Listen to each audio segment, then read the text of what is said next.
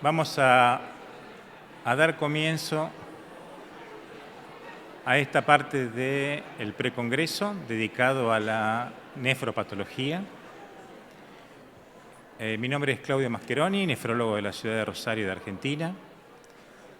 Agradezco al comité organizador por habernos permitido desarrollar este espacio, que va a ser de 3 casos clínicos, en una modalidad híbrida entre presencial y virtual.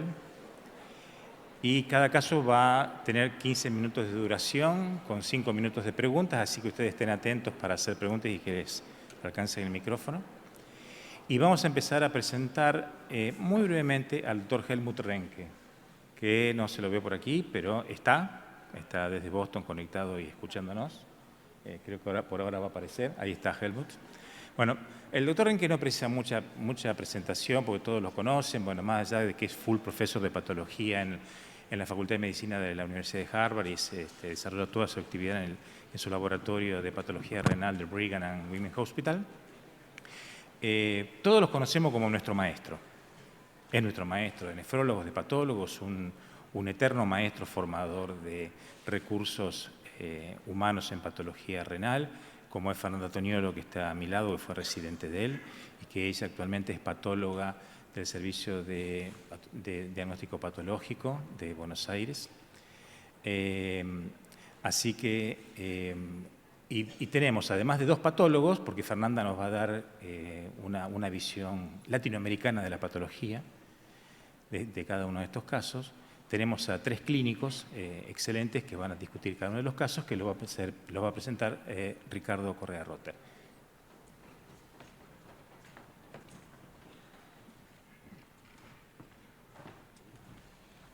Muy bien, muchas gracias. Bueno, pues le saludo al doctor Renke, que lo veo en pantalla, gusto en saludarlo. Y muy brevemente presentaré a 3 de los colegas que nos acompañan y que serán quienes discutan estos casos que vamos a tener. Primero, tengo aquí una confusión de papeles, pero ya me puse en orden. A la doctora Mariela Fernández. La doctora Fernández es médico nefrólogo, nefróloga, egresada de la Universidad Nacional de Rosario, aparte es internista, como la mayoría de los nefrólogos, y es jefa del Servicio de Nefrología del Hospital Escuela Eva Perón, médica nefróloga del Servicio de Nefrología San Pedro y médica nefróloga del Instituto Integral de Nefrología San Lorenzo. Ella es la primer integrante de este panel. El segundo integrante es el doctor Marcelo Alejandro de Rosa. El doctor es cordobés, según entiendo, como debe ser, y hoy en día es jefe de la División de Nefrología y Medio Interno del Hospital de Clínicas, esto desde el 2016, especialista universitario en nefrología, por supuesto, y en medicina interna, y es director asociado de la carrera de especialidad de nefrología de la Universidad de Buenos Aires. Tiene una larga lista de curricular que por razones de tiempo tenemos que omitir. Y nuestro tercer participante, al final de esta fila, los últimos no serán los últimos, sino serán los primeros, el doctor Carlos Federico Varela. Él es internista también por la Universidad de Buenos Aires, es nefrólogo también por la Universidad de Buenos Aires y está actualmente, según dice aquí, estudiando una especialización en docencia universitaria del Instituto Universitario del Hospital Italiano. El doctor también tiene una larga lista de publicaciones y de actividades docentes y académicas, así como capítulos de libros que omitiremos para entrar directamente a la actividad que nos ocupa, que es la discusión de estos casos. Y le doy la palabra a la doctora Mariela. Bueno, muchas gracias. Buenas tardes a todos. Para mí es un verdadero honor compartir esta mesa con todos estos profesionales. Bueno, comenzamos entonces con la presentación del primer caso clínico. No sé, si aparece ya en pantalla. No corre, pero...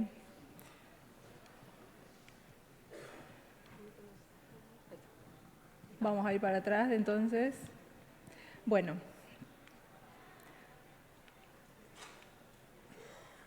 No, este no es el caso. Es el caso número 1.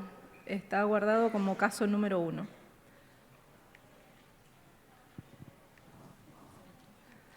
Bueno, comienzo a contarles mientras lo encontramos. Yo voy a presentar un caso clínico de un paciente varón de 39 años, sin antecedentes patológicos. El único antecedente positivo al interrogatorio era que era consumidor de cocaína de forma inhalada desde los 16 años.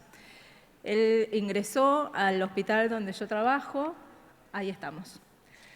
Ingresó por un cuadro de 3 semanas de evolución, caracterizado por disnea progresiva hasta hacerse de reposo al momento del ingreso, edemas generalizados y disminución del ritmo diurético. En el examen físico el paciente estaba hipertenso, tenía todos los signos de sobrecarga de volumen, la disnea, los rales crepitantes, edemas en ambos miembros inferiores.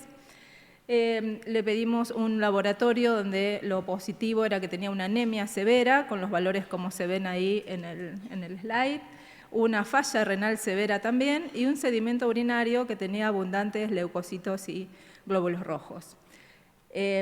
Una relación proteinuria-creatininuria de 2.9. Es importante señalar en este momento que nosotros no contábamos con laboratorios previos ni con antecedentes del paciente, era su primer ingreso a nuestro hospital y era un paciente que no tenía controles médicos previamente. La radiografía de tórax mostraba también una radiografía con signos de hipertensión venocapilar pulmonar, un ecocardiograma que tenía hipertrofia concéntrica del ventrículo izquierdo, una aurícula izquierda moderadamente dilatada. La ecografía renal no tenía signos importantes, no había signos de obstrucción de la vía urinaria y los riñones no mostraban ninguna alteración importante teniendo en cuenta el tamaño corporal del paciente. Solicitamos al ingreso para completar los estudios un colagenograma, anticuerpos antimembrana basal glomerular, ANCA y comenzamos a tramitar una punción biopsia renal.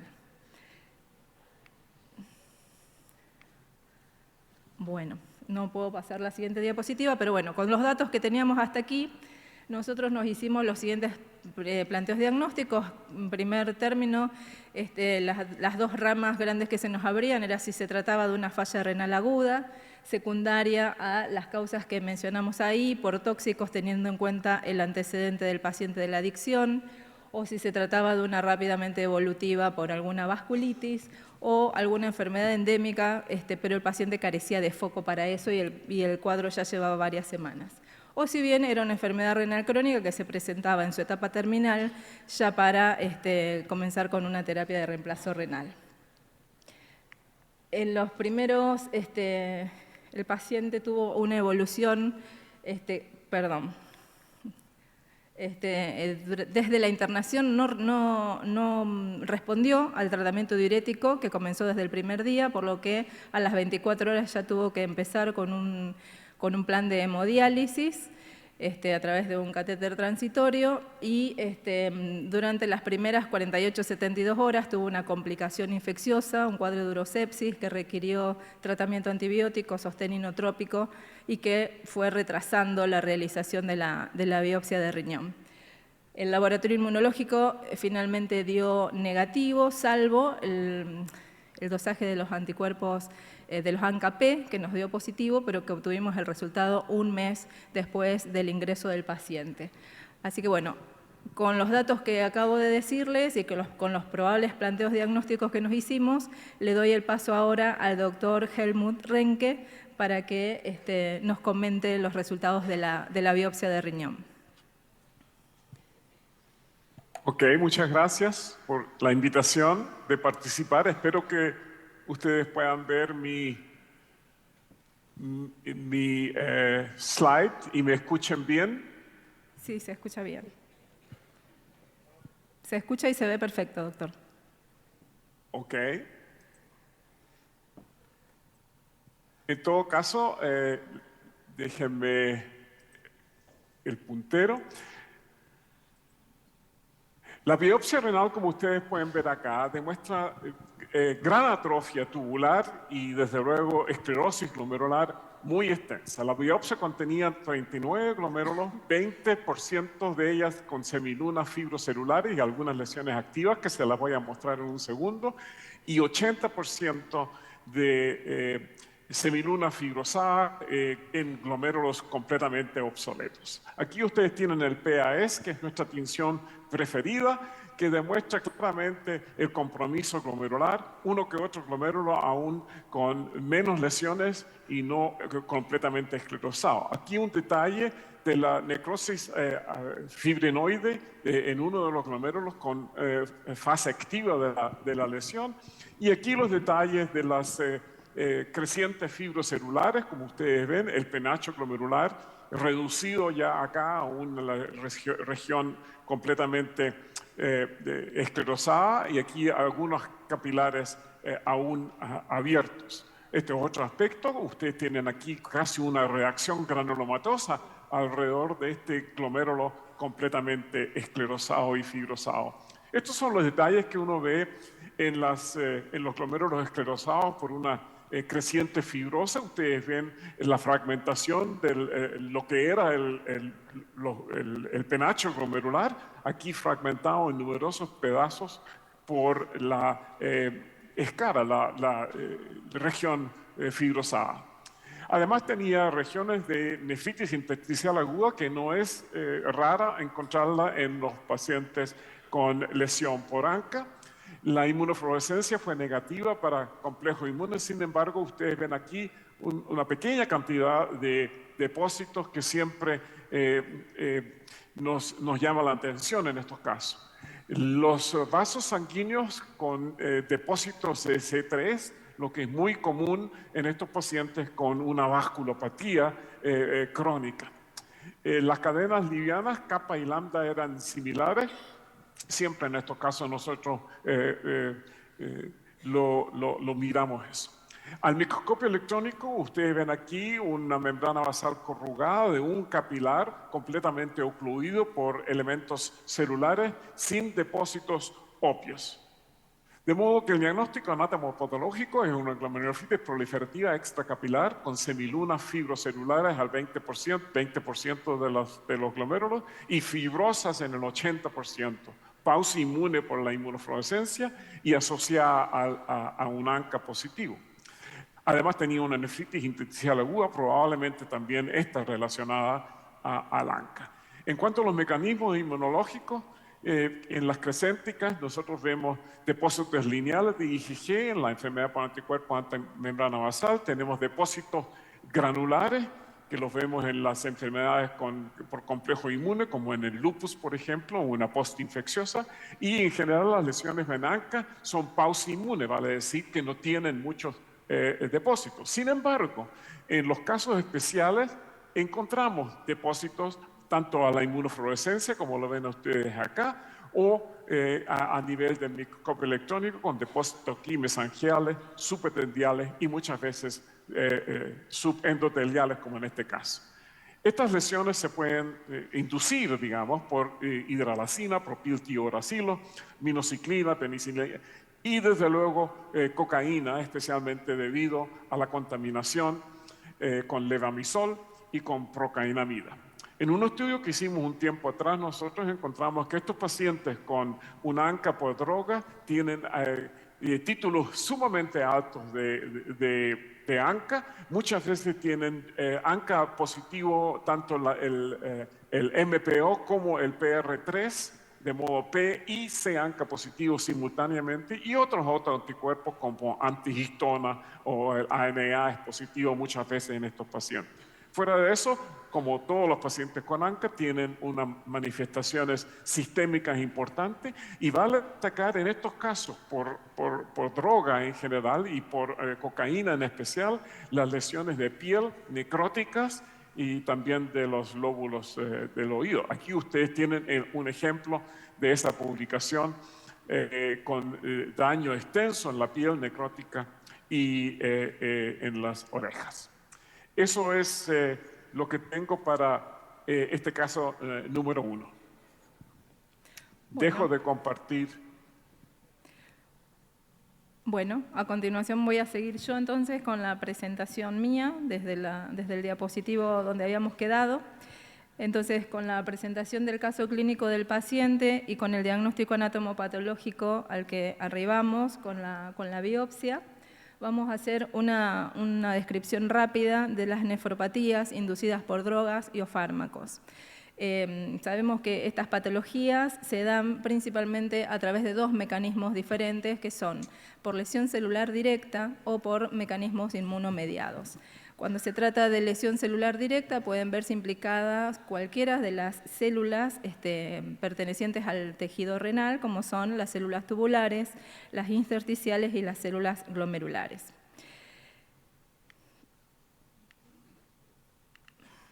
Cuesta pasar las diapositivas, pero bueno, cuando se trata de lesión celular directa y las afectadas son las células epiteliales y estamos ante la presencia de podocitopatías, las drogas más frecuentemente implicadas son las que aparecen allí y en el caso de tratarse de una enfermedad por cambios mínimos están primeramente notificados el pamidronato, el interferón, el litio, los antiinflamatorios no esteroideos y en el caso de focal y segmentaria a estos medicamentos se les puede agregar el sirolimus y los esteroides anabólicos. Cuando las afectadas son las células mesangiales, estamos ante la presencia de una entidad conocida como, no puedo pasar el diapositivo, pero ahí está, la glomerulosclerosis nodular idiopática, cuyas lesiones en la anatomía patológica son semejantes a la diabetes mellitus y que se asocia habitualmente con el uso excesivo de tabaco. Y cuando las células afectadas son las células endoteliales, en el próximo diapositivo, vamos a tener las lesiones características de la microangiopatía trombótica y allí hay un número importante de medicamentos y de uso bastante común por todos nosotros que se pueden agrupar dentro de antineoplásicos, antiplaquetarios, inmunosupresores, antimicrobianos, etc. Y donde al final del recorrido ustedes ven que señalé la cocaína, que es una de las drogas que pueden afectando la célula endotelial provocando este tipo de lesiones. Bien, ahora vamos a pasar a la lesión glomerular mediada inmunológicamente. Se sabe que la exposición a ciertos fármacos o drogas pueden llevar a la producción de autoanticuerpos, digamos, una respuesta inmunitaria con la formación de autoanticuerpos y desarrollo de enfermedades autoinmunitarias.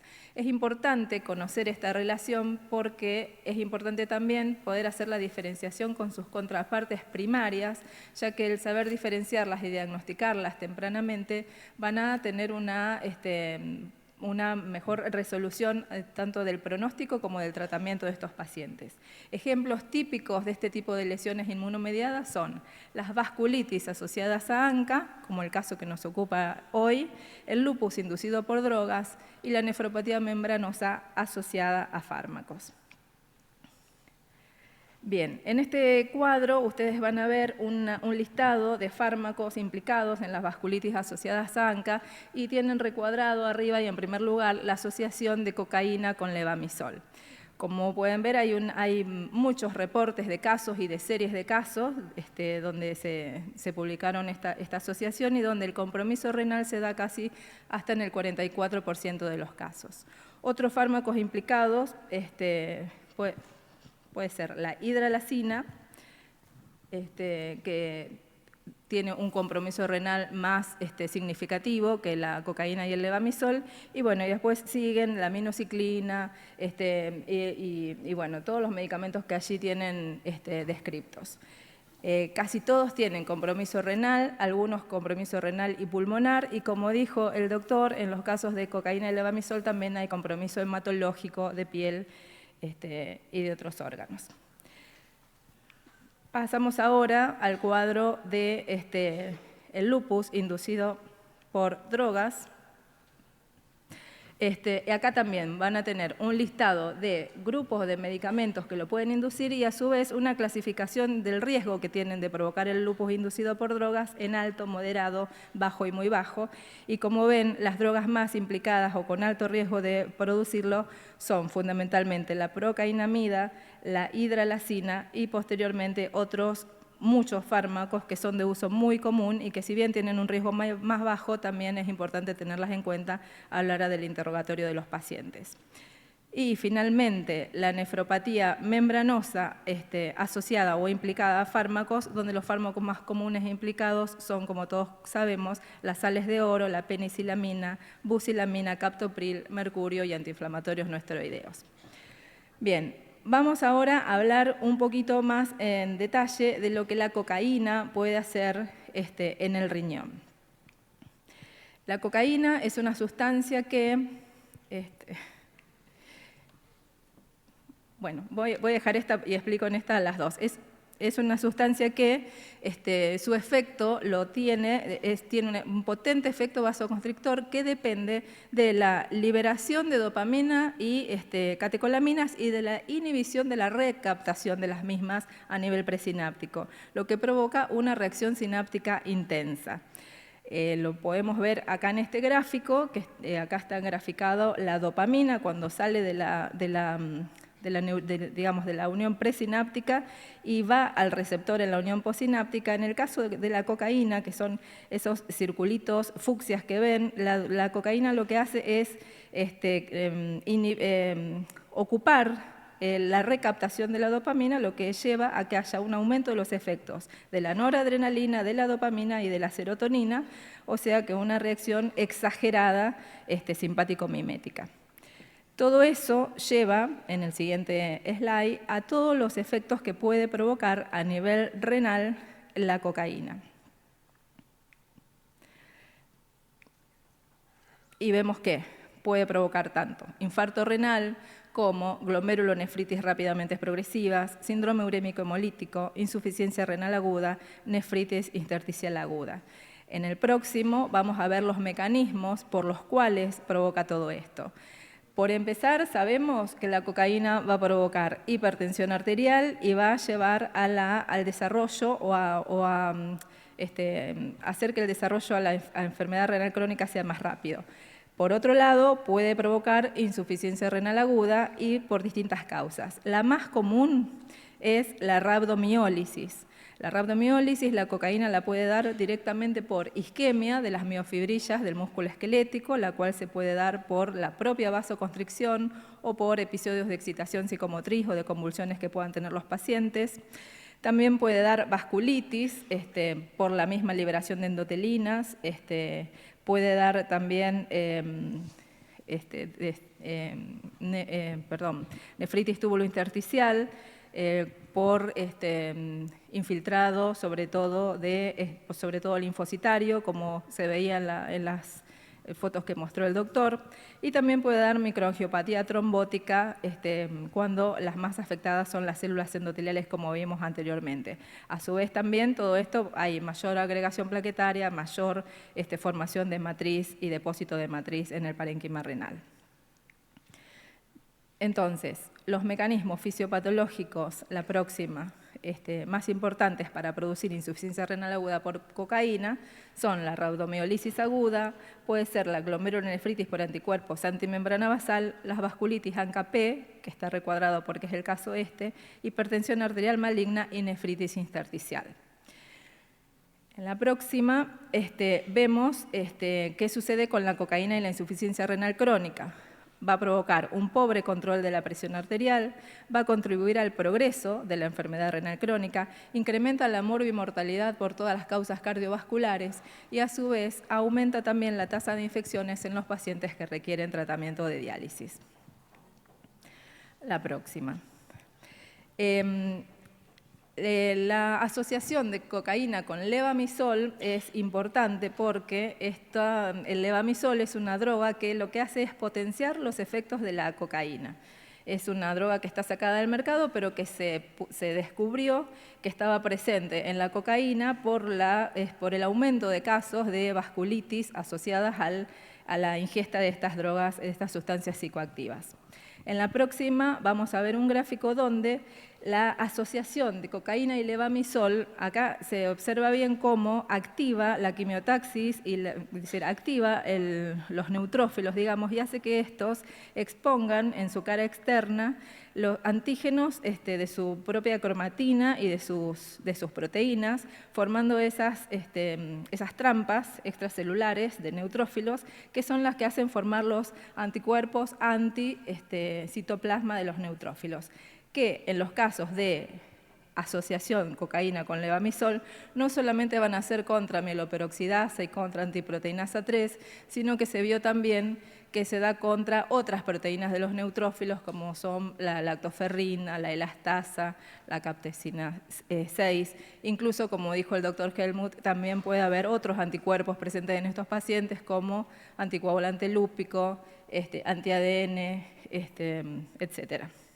También se vio que la asociación cocaína-levamisol tiene un papel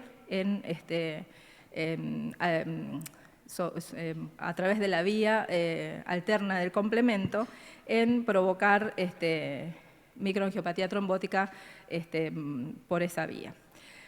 O sea que en ese slide tienen resumidos todos los efectos y la formación de estos tipos de anticuerpos que se dan en esta vasculitis por cocaína. La próxima. Entonces, como resumen, podemos decir que hay determinantes clínicos, serológicos y orgánicos para hacer diagnóstico de una glomerulonefritis o de un síndrome pausa inmune por el consumo de cocaína adulterada. En nuestro paciente tenía proteinuria, hematuria, ANCA-P positivo, y tenía afectado toda la parte renal, no tenía compromiso pulmonar. La próxima.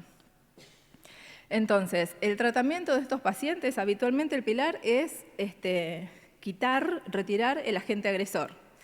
Este tipo de pacientes, y cuando es el agente agresor, es un poco más complicado porque no se trata de retirar cualquier medicamento, sino que acá hay implicancias generales que van a necesitar un tratamiento más multidisciplinario.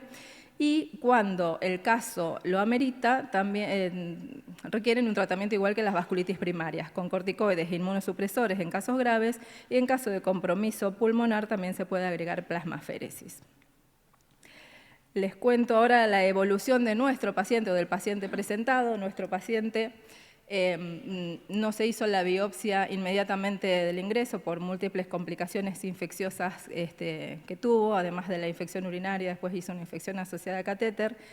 Demoramos en tener el diagnóstico de los ANCA-P también fue tarde, y a su vez cuando tuvimos el resultado de la biopsia, el 80% de semilunas fibrosas nos hacía augurar una buena respuesta para someterlo, estando ya en un plan de hemodiálisis, a una inmunosupresión, por lo que el paciente continúa en un plan de hemodiálisis crónica trisemanal, y hasta donde pudimos controlarlo, porque después también lo perdimos de los controles, continuaba también con su adicción.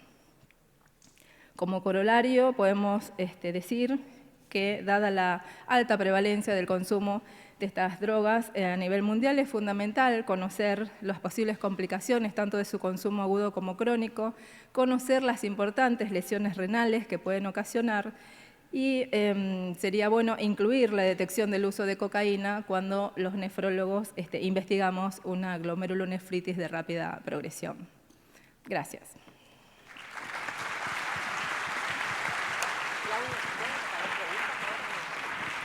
Bueno, mientras ustedes piensan algunas preguntas, yo le hago una pregunta a Mariela, a Helmut y a Fernanda. Fernanda, vos que sos de la parte latinoamericana, ¿cuán frecuente es para vos ver este tipo de patologías relacionadas con la cocaína? Sí. Bueno, buenas tardes.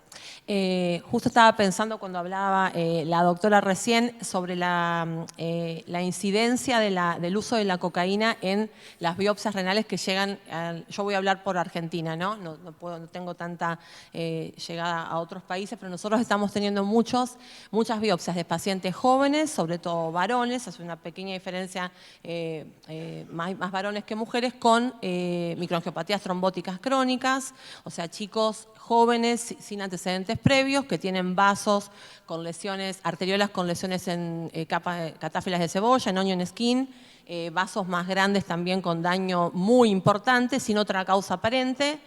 Y cuando hablamos y le damos el feedback al nefrólogo, diciendo, mira, pasa esto, el nefrólogo no tiene nada, no tiene nada. Cuando se interroga más agudamente al paciente, por decirlo de alguna manera, aparecen los usos de cocaína en muchos pacientes. Entonces, después me gustaría ver cómo es la experiencia en otros países, a ver qué les pasa a los patólogos, a otros o a los clínicos con esta digamos, incidencia que está claramente aumentando. Gracias, Fernanda. Mari, el doctor Renke mencionó algunas lesiones agregadas que suelen tener estos pacientes. ¿En tu paciente encontraron algo más, compromiso cardíaco, cutáneo? No, solamente el compromiso cardíaco que mostraba el ecocardio, que era una hipertrofia concéntrica del ventrículo izquierdo y que lo interpretamos más como por la hipertensión severa y que llevaba seguramente algunos años, por tantos años de consumo. Y no, después a nivel de piel, otorrinolaringológico, no, ninguna otra alteración tuvimos. Bien. Y a Helmut, ¿me escuchás, Helmut? Sí, te escucho bien.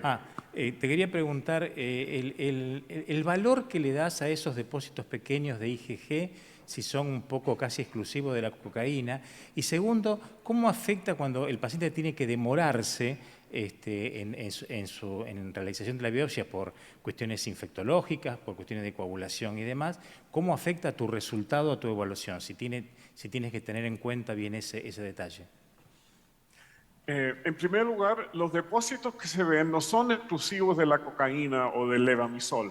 Los depósitos se ven también en hidralazina y como demostró la doctora muy bien, las mismas drogas que causan el ANCA o la lesión asociada al ANCA son las que causan también lupus. De modo que yo creo que los depósitos que vemos frecuentemente en el ANCA por droga es debido a que las mismas drogas también causan una forma de lupus. Y se sabe muy bien que el lupus por droga es un lupus más sutil, menos agresivo. De modo que yo creo que esa es la relación entre los depósitos que vemos en asociación con el ANCA debido al uso de la cocaína. La segunda pregunta era... El retardo de la biopsia, ¿cómo te incide en tu evaluación? El retardo de la biopsia en estos casos no es muy grave, puesto que vamos siempre a ver por lo menos las crecientes en evolución, de modo que si bien no hay lesiones activas como necrosis fibrinoide, siempre va a haber algo de cicatrización que nos permite asumir que la lesión fue de tipo crescéntica. Bien. ¿Alguna pregunta de la audiencia? Bueno, vamos a dar por terminado este caso. Muchas gracias, Mariela. Muchas gracias, Helmut, por este caso. Continúa Marcelo con el segundo caso.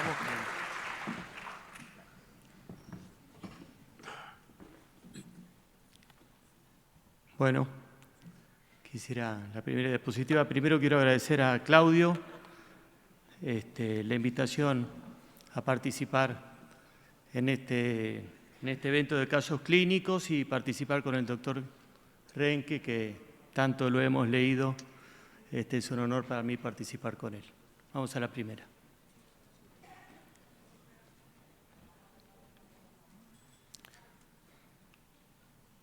Bueno, el caso que voy a contar es el de una mujer de 46 años que comienza su enfermedad actual 14 días previo a la consulta por astenia, dinamia, agregando 10 días antes de la consulta, disminución del volumen urinario, por lo cual consultó en una guardia de un hospital donde le hicieron un examen de orina y le indicaron tratamiento antibiótico para una infección urinaria.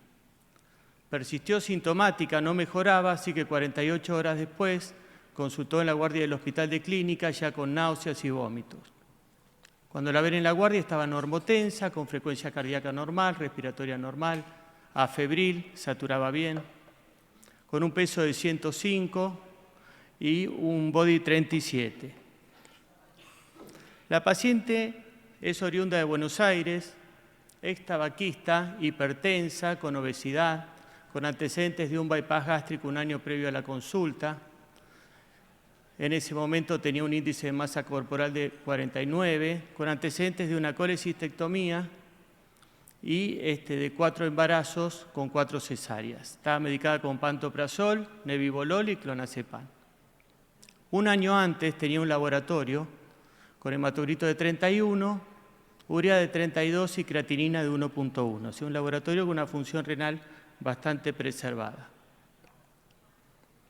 Al ingreso al hospital se le hace el laboratorio, tiene 20 de hematocrito, 7 de hemoglobina, urea de 240, creatinina de 14,9, 119 de sodio como valores más relevantes, hiperfosfatémica y una acidosis metabólica con GAP aumentado. La proteinuria de 24 horas era de 100 miligramos y la albuminuria de 15 miligramos en 24 horas. Le hicimos le hicimos varios sedimentos buscando elementos glomerulares. Sinceramente, tenía 15 a 20 leucocitos por campo, 25 hematíes, la mayoría isomórficos, sin cilindros, en varias muestras que tomamos, así que no pudimos constatar la presencia de una enfermedad glomerular. Ecografía renovesical con riñones de tamaño normal, sin uronefrosis ni litiasis, un proteinograma sin particularidades, un perfil inmunológico normal, serologías virales para enfermedades infecciosas negativas, un leve aumento de la PTH, el resto normal, y radiografía de tórax y electrocardiograma normales. Hasta ahí no podíamos definir muy bien qué era lo que le estaba pasando a esta mujer, que la estábamos dializando, con diagnóstico de insuficiencia renal de rápida progresión. Programamos una biopsia y es lo que se hizo. Una biopsia renal. Le paso al doctor. Ok. Espero que vean bien la pantalla.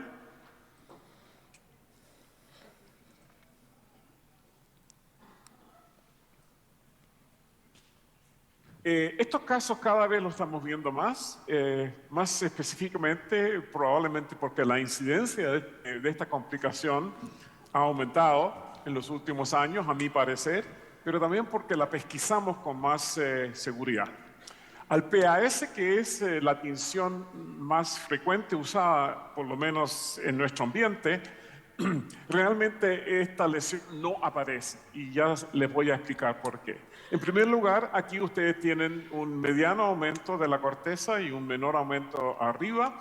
Demuestra pocas lesiones crónicas. Esta paciente no tiene por qué estar, desde luego, en diálisis, si ustedes ven solamente esta morfología, que está bastante bien preservada. Uno que otro túbulo atrófico aquí, pero en general nada especial. Ahora, al mayor aumento, uno que otro glomérulo globalmente esclerosado, probablemente por su obesidad, pero los glomérulos en general no tienen semilunas y no hay inflamación de ninguna especie. Los túbulos bastante bien preservados. Hay algunos túbulos que tienen una lesión rara que no se percata con el PAS y por consiguiente hay que mirar a la hematoxilina y eosina.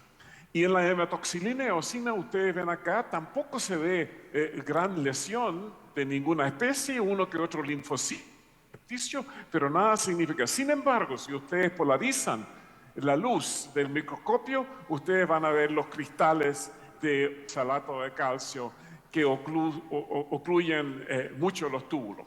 Para tener una mejor idea de la extensión de este tipo de lesión, aquí está el mayor aumento, solamente puesto que es un aspecto muy bello, si ustedes quieren, como muchas veces la patología demuestra aspectos visualmente muy agradables. Aquí ustedes tienen el total de la punción de biopsia, prácticamente, y si le usan la luz polarizada, ustedes ven la extensión de los cristales que en este caso llevan a una insuficiencia renal aguda. De modo que el diagnóstico hemopatológico es un estado hiperoxalúrico con numerosos túbulos que contienen los cristales típicos de oxalato de calcio, que entre paréntesis se disuelven con tinciones especiales y por consiguiente la luz polarizada hay que aplicarla solamente a los cortes teñidos con hematoxilina ahí cuando se ven. Y como ustedes vieron, los cristales son transparentes, de modo que en cristales menos prominentes uno lo puede pasar completamente desapercibido si uno no usa la luz polarizada. Bueno, la hiperoxaluria, desde luego, tiene causa genética. Hay 3 enzimas que participan en el metabolismo las vías endógenas del oxalato. Y es importante saber esto, puesto que una gran proporción de pacientes con el daño genético de una u otra de estas enzimas pueden tener un fenotipo muy, muy variable. De modo que también se pueden presentar en adultos sin un antecedente de una historia de larga duración. Es importante conocer este detalle, puesto que en el metabolismo del glicolato, esta enzima es muy importante, la oxidasa del glicolato, que se puede inhibir. Y si uno inhibe esta oxidasa, uno puede disminuir en forma importante el estado hiperoxalúrico.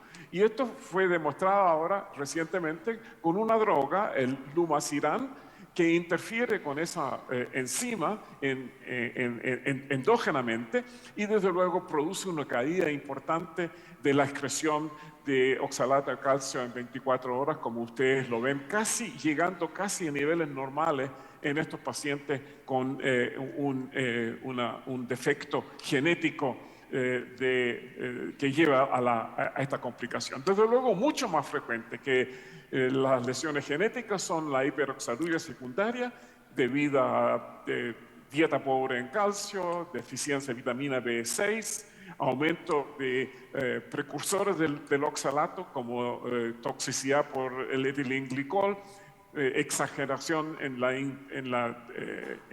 el consumo de vitamina C o ciertas frutas y desde luego vegetales que son ricos en oxalato. Y finalmente, desde luego, la causa entérica de la hiperoxaluria. Cualquier estado de mala absorción lleva al de calcio en el colon y por consiguiente el oxalato que se produce en el colon por la actividad de la bacteria no puede quelarse con calcio que no existe o que no viene desde el intestino delgado y por consiguiente ustedes van a tener una falta de calcio en el colon que lleva a la absorción de los oxalatos producidos por las bacterias. También es importante que muchas veces estos episodios se desencadenan por el uso de antibióticos que desde luego influye en la flora del colon, disminuyendo desde luego el Oxalobacter formigenes, que es el que utiliza el oxalato, y cuando no existe esta bacteria, entonces en el colon ustedes van a tener más reabsorción de los oxalatos bajo esas circunstancias. Eso es todo lo que tengo que decir. Yo lo único que puedo decir que es muy difícil hacer el diagnóstico clínico en estos casos. Muchas veces los exámenes de laboratorio demoran mucho en volver. Hoy en día tenemos ya mecanismos de diagnosticar el nivel de oxalatos en el suero y por consiguiente eso hay que tenerlo en cuenta. Eso es todo lo que tengo que agregar. Voy a dejar de compartir. Bueno, muy bien, gracias. Gracias, doctor.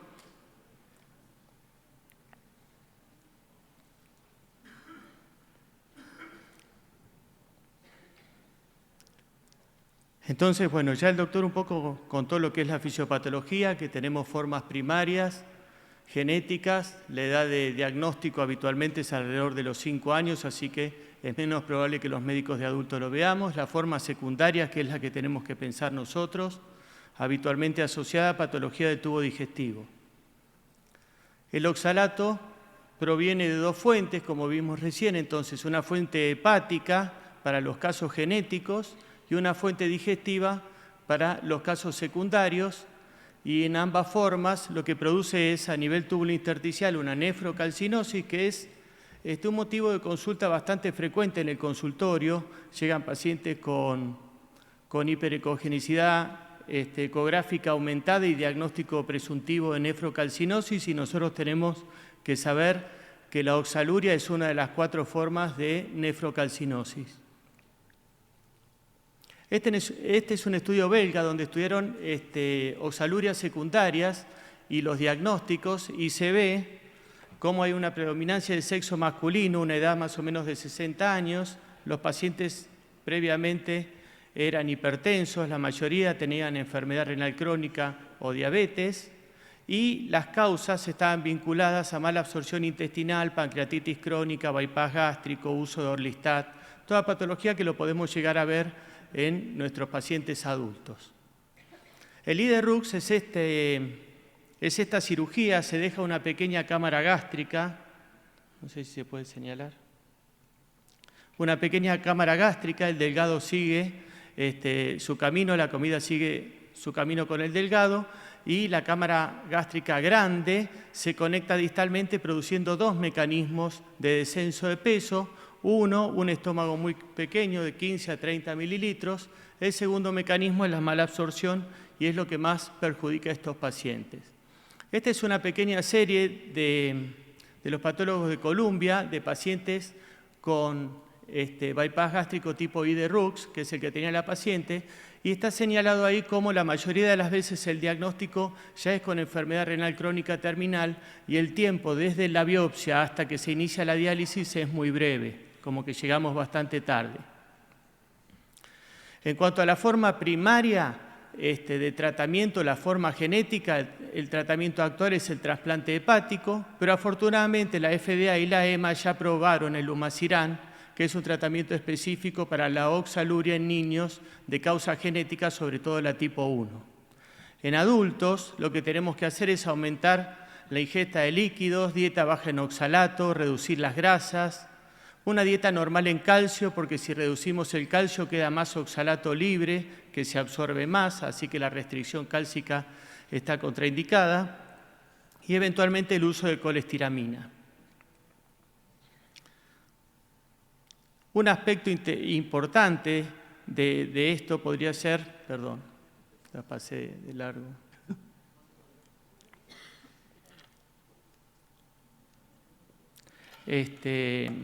Bueno, no, lo que quería decir con la última diapositiva era que el caso era de una mujer de 46 años con una insuficiencia renal, a ver si la puedo pasar.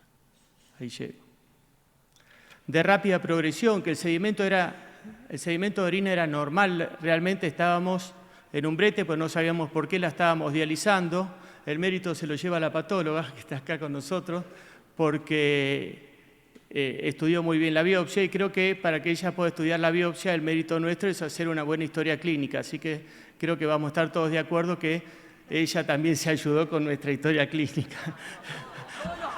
Así que, respecto de los puntos importantes que quedan como incógnita en este caso es, se hace prevención en los pacientes con bypass gástrico, tenemos que hacer una oxaluria preventiva para ver qué nivel de oxaluria tienen, hay que hacer algún tratamiento preventivo y en esta paciente hay que revertir el bypass para cuando vaya a un trasplante no tener la misma enfermedad.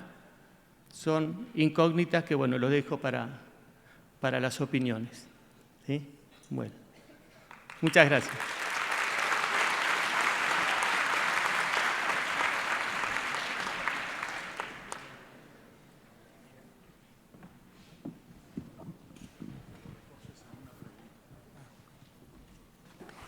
Bueno, abrimos las preguntas para el público. Una pregunta por allí. Chicas, micrófono.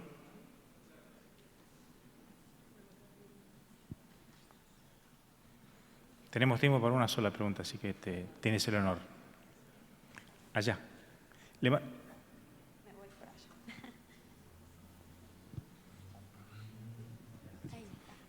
Gracias por la presentación. Un poco era... hay un año entre la cirugía bariátrica y la presentación del caso con la paciente ya en fallo renal terminal. Nunca tuvo un control de función renal inhalatoria en todo ese tiempo. En todo caso, si es una patología que vemos cada vez más frecuentemente, como decía el doctor Renke, no sería deseable articular con las sociedades de cirugía como para poner un warning y decir estos pacientes tenemos que controlarlo, tienen que tener un seguimiento clínico. En general los equipos de bariátrica tienen su equipo con un médico clínico, con un nutricionista, como para intentar eso. Sí, es correcto lo que vos decís, pero no hay estudios prospectivos de incidencia. Entonces yo creo que los que hacen el seguimiento clínico del bypass no lo piensan tanto y nosotros la verdad que lo diagnosticamos ahora. Más de uno me parece que va a ir a revisar alguna biopsia que le quedó colgada en el pasado, en hematoxilina sobre todo, y en luz polarizada, ¿no? Para hacer el diagnóstico, porque uno diagnostica las enfermedades que conoce, entonces retrospectivamente vamos a volver. Yo quería hacer un comentario breve, ya que no tenemos tiempo. Como decía el doctor Renke, nosotros esta nefropatía por oxalatos está viéndose cada vez más frecuente en el mundo y eso no pasa acá en Latinoamérica. Yo creo que tenemos que tenerla en la cabeza a la patología, como dice el doctor de Rosa, y para mis amigos patólogos hay que mirar con detenimiento la hematoxilina, como mostró el doctor Renke, con cariño, con tiempo, porque no se ven los cristales a simple vista y uno está apurado, tiene muchas biopsias, tiene los nefrólogos que lo llaman a cada rato para ver si está el diagnóstico, entonces hay que sentarse con cariño, mirarla y a veces están, pero a mí me ha pasado también, por supuesto, pero eso es lo que pasa. Tenemos una baja incidencia de esta nefropatía en Latinoamérica y no puede ser, tienen que estar los cristales, hay que buscarlos. Vamos a ver si seguimos dejando entrar a los patólogos aquí. Bueno, muchas gracias por esto y doy paso al tercer caso con Federico Varela.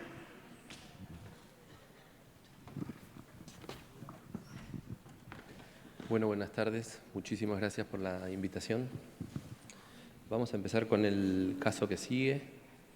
Es un señor que tiene 77 años, tiene antecedentes de tabaquismo y de enfermedad vascular. Eso había requerido un tratamiento con un stent y desde un punto de vista clínico estaba muy bien. Consulta ahora por hormigueos en un brazo, hormigueos en el brazo derecho. Tiene en primer lugar una resonancia magnética nuclear de columna cervical, donde se ven algo muy parecido a unas pequeñas adenopatías. De ahí pasa entonces a tener una tomografía de tórax y se vislumbra en el mediastino superior ganglios, adenopatías con rango patológico, y esos eran los datos que teníamos hasta ahí.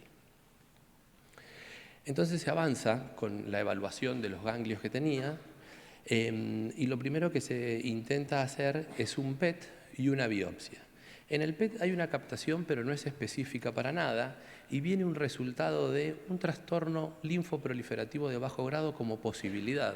Y la biopsia no termina de tener un diagnóstico específico y es informada como el paciente no tiene un tumor.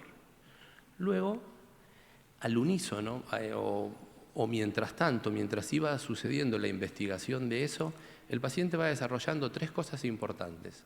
La primera es disnea a pequeños esfuerzos, un cansancio. Aparece anemia y aparece pérdida de peso. Lo segundo muy importante que aparece en el laboratorio y con los tiempos que más o menos ahí aparece, para previa de una creatinina completamente normal, desarrolla insuficiencia renal.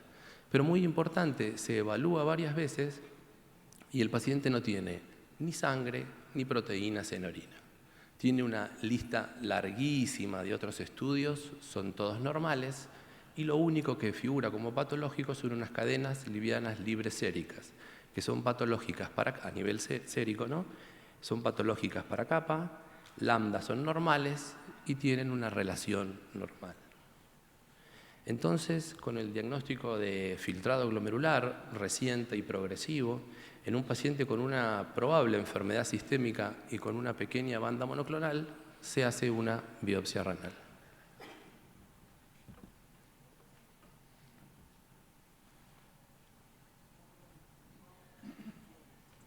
Compartir.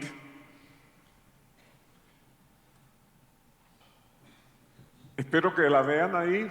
¿Están viendo la pantalla? ¿Escuché sí?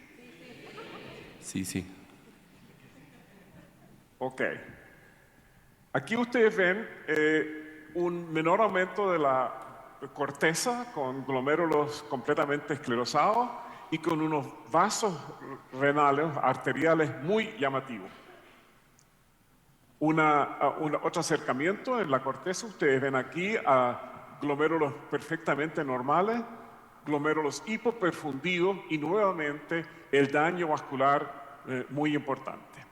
Ahora, la tinción de Congo rojo demuestra claramente que los vasos están todos ocupados por material Congo rojo positivo que tiene birrefringencia verde cuando uno la aplica. Y desde luego aquí un mayor aumento del infiltrado de este material acelular, un tanto PAS, débilmente PAS positivo, que está infiltrando la pared de todos los vasos. Aquí otro aumento y los glomérulos perfectamente normales, los que están bien perfundidos, otros hipoperfundidos. Y aquí ustedes ven que no hay infiltrado de ninguna forma en los glomérulos normales.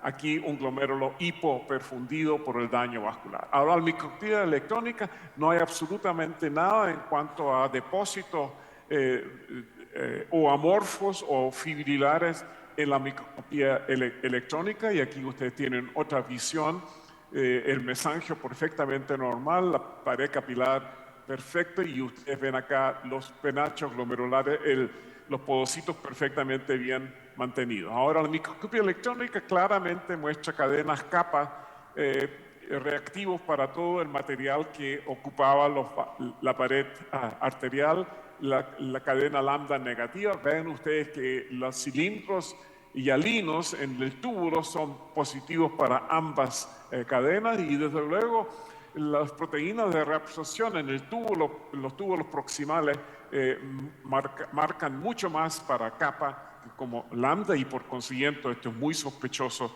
de un amiloide de tipo kappa.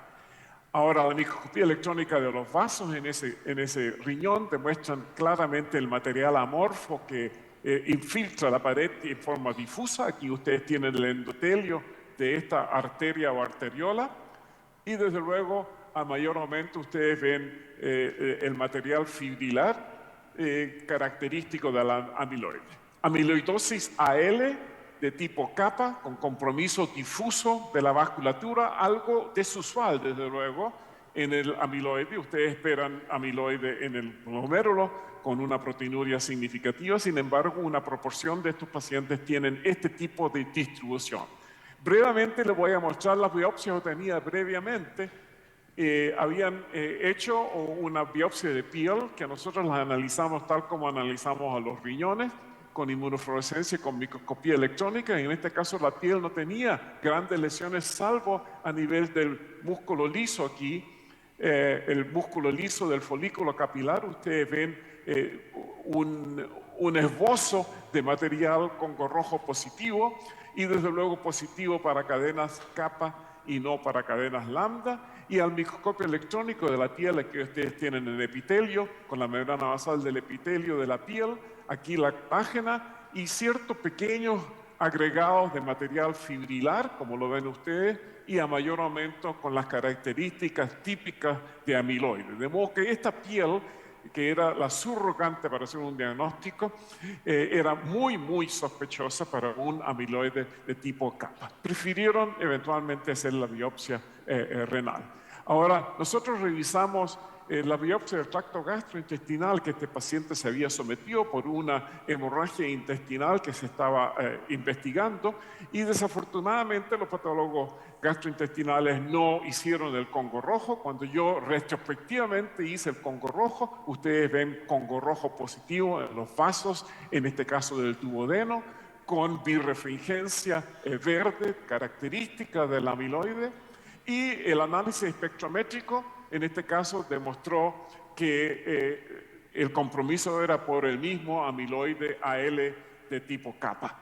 También revisé la biopsia de la mediostinoscopía, que no había demostrado un cáncer. Siempre se busca un cáncer en esos casos y se olvida que hay otras lesiones. Y aquí ustedes tienen en el tejido graso del mediastino material amorfo, eosinofílico, con Congo rojo positivo, que no se había pesquisado en ese momento, con birrefringencia verde, y el análisis espectrométrico de ese ganglio linfático o de ese tejido graso demostró nuevamente amiloide de tipo AL kappa, de tipo kappa. De modo que eso es lo que le quería comentar yo de este caso, y es muy importante antes de usar métodos agresivos en el diagnóstico, revisar los tejidos previos, puesto que muchas veces el amiloide pasa completamente desapercibido, especialmente cuando el patólogo tiene en mente primordialmente descartar un tumor, ya sea en el gastrointestinal o ya sea en la midiostinoscopía. Muchas gracias.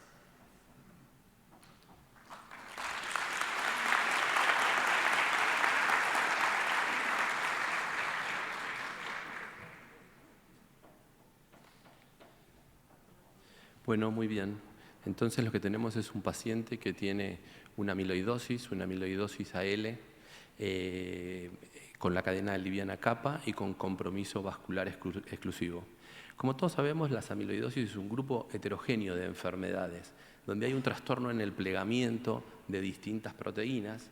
Ese trastorno en el plegamiento de la proteína sucede patológicamente y va generando agregados de una fibrilla que es tóxica, insoluble y que por eso se deposita. Esa fibrilla que es tóxica, insoluble y por eso se deposita es una proteína muy pequeña que se ve rojo Congo positivo y que se ve con esas características en la microscopía electrónica. Pero ese es un proceso que le puede suceder a distintas proteínas. Entonces hay de ahí distintas amiloidosis. Por mucho, las dos amiloidosis más frecuentes que hay en el riñón son la amiloidosis AL y la amiloidosis A, y tienden a comprometer habitualmente los tres compartimentos del riñón: glomérulo, intersticio y vasos. Desde ya hay otras formas específicas de amiloidosis, por ejemplo, asociadas a una apolipoproteína que específicamente o que selectivamente producen daño intersticial. Se caracterizan por tener mucha insuficiencia renal y muy poca proteinuria. Hay otras formas, por ejemplo, la asociada a la cadena alfa del fibrinógeno tiene un fortísimo compromiso glomerular. La proteinuria suele estar presente y la caída de filtrado también. Para el caso de la L no es eso lo que sucede. Para el caso de la L habitualmente compromete los tres compartimentos. Una cosa sustancial y que siempre nos parece muy interesante recordar es que cuál es el tipo de proteinuria que tiene la amiloidosis, a pesar de tratarse de una enfermedad por una cadena liviana. En la primera columna ven ustedes que es amiloidosis y lo que estamos viendo acá es albúmina, por eso tiene síndrome nefrótico. Es el principal componente de la proteinuria, está constituido un 70% por albúmina. En el otro lado, en el ENVES completamente, está la Cas nephropathy o el famoso mieloma, donde uno puede observar una muy discreta cantidad de albúmina. Esos son los dos principales biomarcadores de las amiloidosis en general: la caída de filtrado y la albuminuria y la proteinuria. Esta es quizá la serie más importante de pacientes con amiloidosis. Juntaron 474 pacientes y fíjense ustedes que está el intento ahí de mostrar los distintos tipos de amiloidosis y cuál es el compartimento en general afectado. ¿Qué sucede? Para el caso de la L, el compartimento más afectado es el glomerular, luego el vascular y luego el intersticial.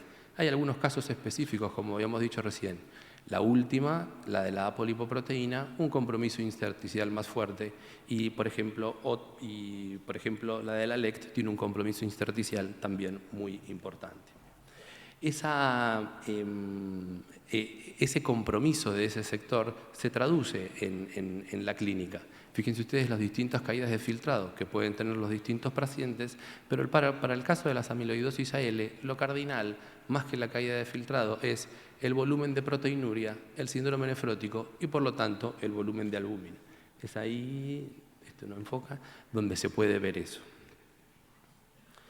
Para el caso de las cadenas livianas, como es la amiloidosis AL con una cadena kappa, tienen distintas cuestiones biológicas que las hacen tener distintas clínicas. Este es un cuadro con todas las posibles clínicas que pueden llegar a tener, con manifestaciones tubulares proximales, con manifestaciones obstructivas, con otras manifestaciones clonales a nivel glomerular, pero para el caso de la amiloidosis lo casi muy frecuente es la afectación de los tres compartimentos. Pero es evidente que en la biología de la cadena liviana hay una selección, no solo por el órgano que termina comprometiendo, sino también por el tipo de patología que produce a nivel renal. Dos series. Una serie donde se evaluó en pacientes con amiloidosis AL una de las dos más frecuentes, aquellos que tenían compromiso vascular exclusivo y aquellos que tenían compromiso de los 3 compartimentos. Y vieron algo muy parecido a lo que estábamos mostrando hoy. Mucha caída de filtrado. En la primera columna se ven los que tienen vascular y luego los que tienen un compromiso difuso. Mucha caída de filtrado en el momento 1 y en la progresión. Los que tenían un compromiso difuso tuvieron menor caída de filtrado, por lo menos en el principio y en la evolución. Y fíjense ustedes lo importante de la proteinuria. Aquellos que tenían un compromiso vascular prácticamente no tuvieron proteinuria como dato clínico y que es nuestro dato de alarma como para poder diagnosticar estos. Los otros sí tuvieron volúmenes de proteinuria significativos. ¿Y cómo les fue? Les fue gráficamente peor a los que tenían compromiso vascular, al menos en esta serie, que los que tenían compromiso glomerular o difuso. Una serie para el otro grupo grande de pacientes que pueden tener amiloidosis a nivel renal, los pacientes con AA.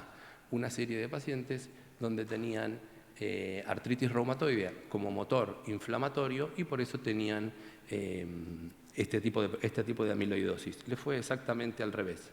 Aquellos todos no tenían caída de filtrado y tenían discreta proteinuria, pero lo que sucedió fue que los que tenían compromiso vascular tuvieron un pronóstico, en este caso, bastante mejor.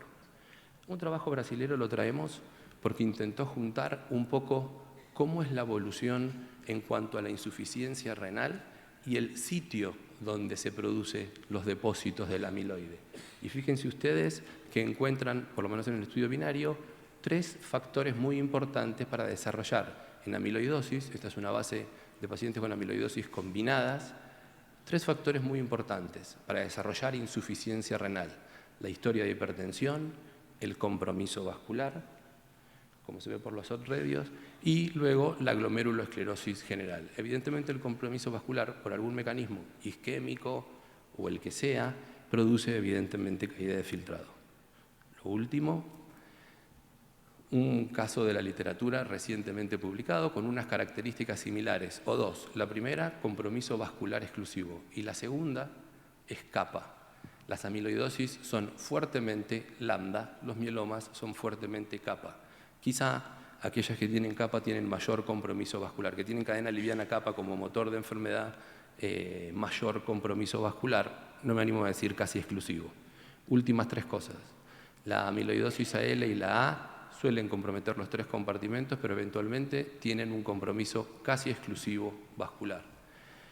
La proteinuria es un marcador constante en los pacientes con amiloidosis. Aquellos que tienen una forma vascular tienen pobre o nula proteinuria. Y por último, quizá las formas vasculares sean más frecuentemente kappa. Muchas gracias.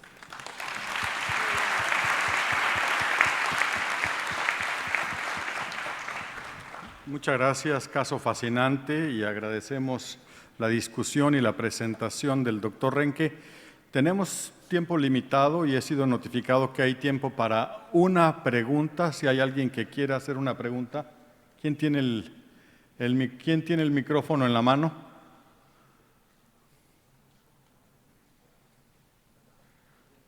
Por allá había una mano levantada. ¿Dónde fue? Allá. ¿Qué opciones de tratamiento? A ver, perdón, nombre y de dónde viene, porque somos muchos y de todos lados por acá. Marcio Paredes, de Guatemala. Gracias, Marcio, adelante. ¿Hay otras opciones de tratamiento en la amiloidosis renal, doctor? ¿Y qué tiene alguna relación con la amiloidosis cardíaca? Si también le pudieron hacer biopsia cardíaca al paciente, no sé. Este paciente no tenía amiloidosis cardíaca, pero si uno agarra o toma las amiloidosis AL, en el 70% de las veces tienen compromiso cardíaco, 50-60% de las veces tienen compromiso renal, y luego el resto de los órganos vienen en una escalita cada vez un poco más baja. Para kappa o para lambda, el tratamiento de la amiloidosis AL es el que habitualmente se está haciendo ahora, es con CIBOR, y ahora apareció también el daratumumab, es el mismo tratamiento, y la verdad es que hay cada vez más drogas para el tratamiento clonal. Muy bien. Con esto quisiera dar las gracias a los panelistas Muchas gracias al doctor Renke. No se vayan porque falta una conferencia. Sí se puede aplaudir, por supuesto.